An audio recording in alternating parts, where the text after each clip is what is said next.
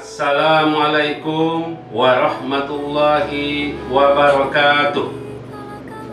Saya, Ketua Mahkamah Syariah Kota Subul Salam, Fahrudin Ritonga SHIMH, beserta keluarga besar Mahkamah Syariah Kota Subul Salam, mengucapkan Selamat Hari Raya Idul Adha 1442 Hijriah.